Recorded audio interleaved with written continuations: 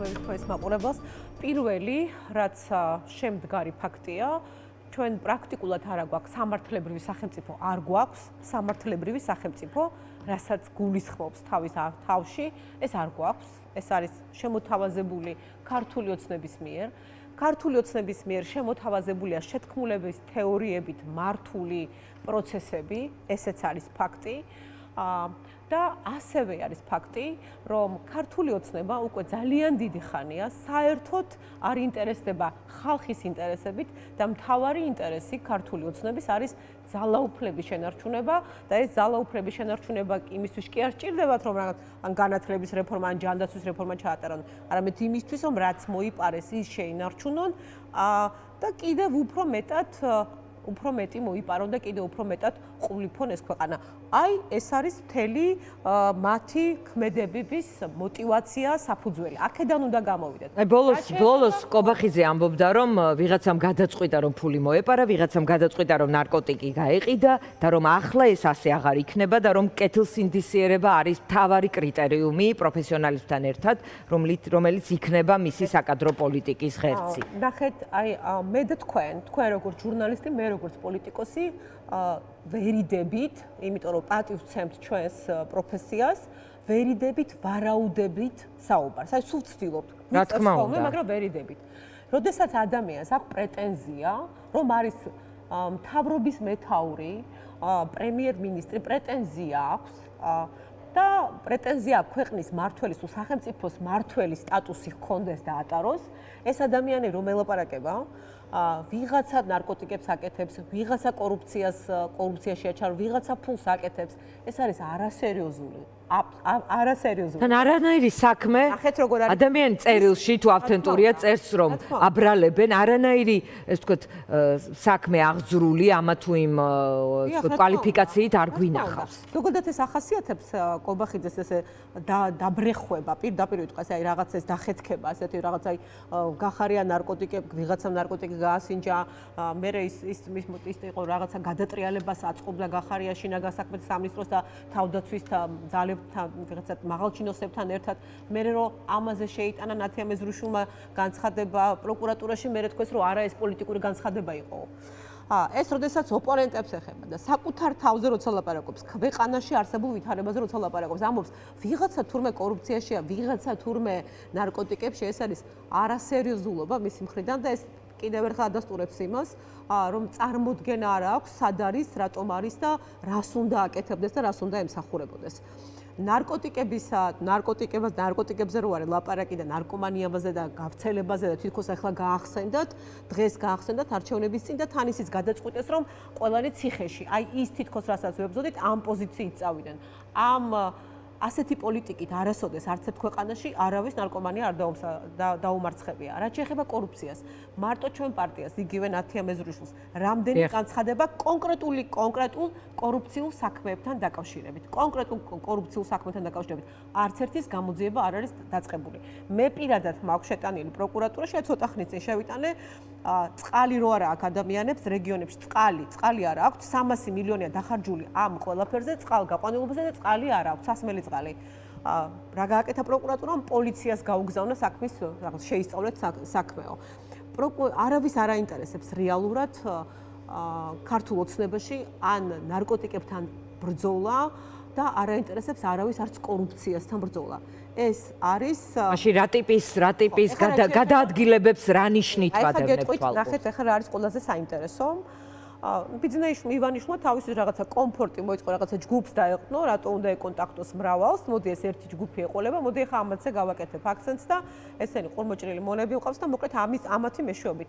ღარიბაშვილის გაწევაც ისიც იმიტომ იყო, რომ ის უფრო ისე ყოფილიყო, რომ აი ვიღაცები ალტერნატივა კი აყავს, პლან B და პლან G კი არ მაქვს, აი შენ ხარ და შენ გენდობი, რომ მას მეტი თავისუფლება ქონოდა, აი როგორ გითხრათ, უფრო მშვიდად ყოფილიყო და უფრო იოლად მოაწეროს ხელი ყველა იმ მსგავსობაზე რასაც ხელს აწერს ირაკლი კობახიძე. მოდით დავუბრუნდეთ ახლა თვითონ აი ამ ამბავს, რას ვუყურებთ ჩვენ.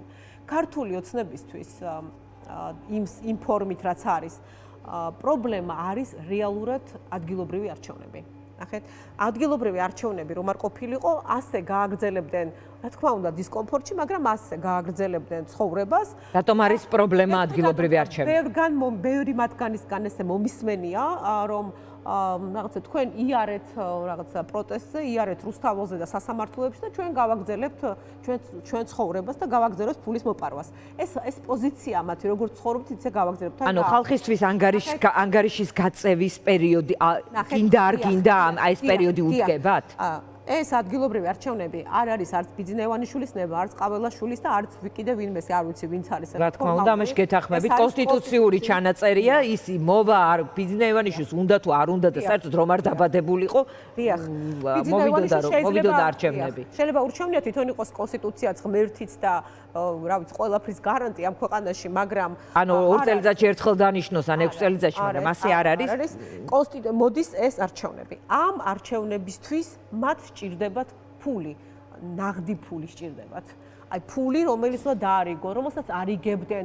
ეგრეთ წოდებული შავი ფული? მოდით ასე ვთქვათ, პირდაპირ. ანუ არაფორმალური ფული? არაფორმალური ფული, რომელსაც არიგებდნენ. უფასო ფული, როგორც ივანიშვილი ამბობდა. ის უფასო ფული, რომელიც იყო და რომელსაც ანუ ბიუჯეტის და პარტიული სალაროს მიღმა? ის უფასო ფული, რომელსაც მოდი მაგას ვთქვი, რა თქმა უნდა, ის უფასო ფულზეც ვიტყვი. აი ეს რეალურად თამაში იგულისხმებოდა ის პროცენტო. არა ნახეთ, ხო, დახმარებები ბიზნესისთვის და მეწარმეებისთვის ის შეჩერებულია. პრაქტიკულად შეჩერებულია. პრაქტიკულად ყველა მუნიციპალიტეტში სეკვეთს აკეთებენ, ამცირებენ ხარჯებს. ფული გაჭირდა რეალურად, ფული გაჭირდა, ისედაც ბიუჯეტის და ნამდვილი ფული, ისედაც უჭირთ.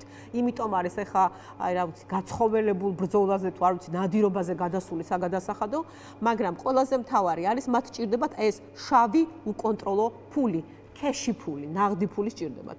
და რეალურად ეხლა ამ ადამიანებს, ვიზეც საუბრობთ და ვიზეც ჩვენ გვაქვს ეხლა რაღაც ინფორმაციები სხვადასხვა, რეალურად ამ ადამიანებისგან ითხოვენ შავ ნაღდ ფულს, რომელიც სჭირდებათ არჩევნებზე დასახარჯად. და სწორედ არჩევნები პრობლემა რატომ არის მათთვის? ფული აქვს მოსაძიებელი? რა თქმა უნდა, იმიტომ რომ არჩევნების ჩასატარებლად მათ სჭირდებათ ფული. აბა აი მოდით კიდევ უფრო გავამარტივოთ.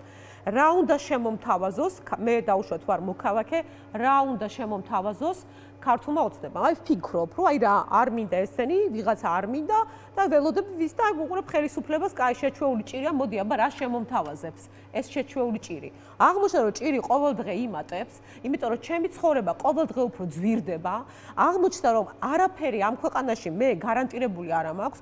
რუსული რულეტკა არის ჩემი ცხოვრება, იმიტომ რომ მე შინი ავად გახდომის, იმიტომ რომ არ ვიცი როგორი ექიმი შემხვდება, მეყოფა თუ არა ის რაც მეყოფა.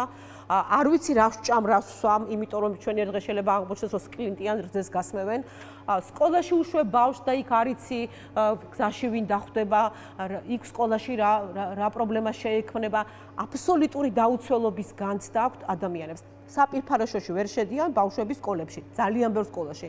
მშობელი ბავშვს რომ უშვებს სკოლაში, ეუბნება რომ საპირფარეშოში არ შეხვიდე. ყველა სფეროში, რომელ სფეროსაც ხელს დაადებ, ყველგან გაქვს პრობლემა, გამიმართლებს, არ გამიმართლებს.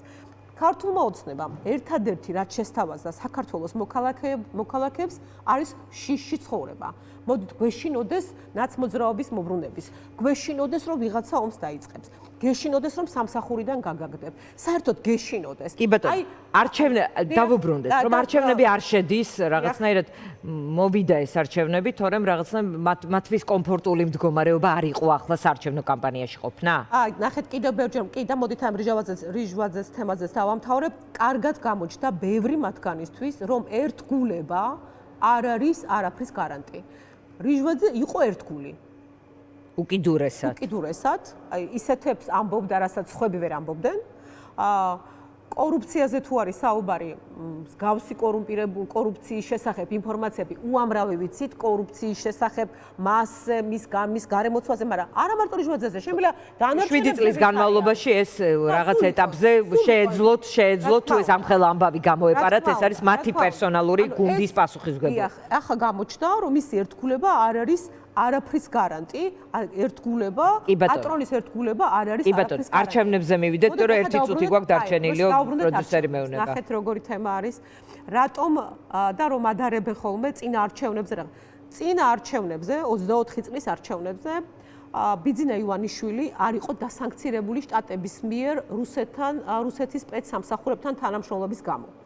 წინა არჩევნებზე ქართული ოცნება ღიად არ იყო დაპირისპირებული, ესე ღიად არ იყო და კი იყო ცდილობები, მაგრამ პირდაპირ ეს რომ deep state-ები აი ამას როგორ დააბალანსებს ამ არჩევნებს?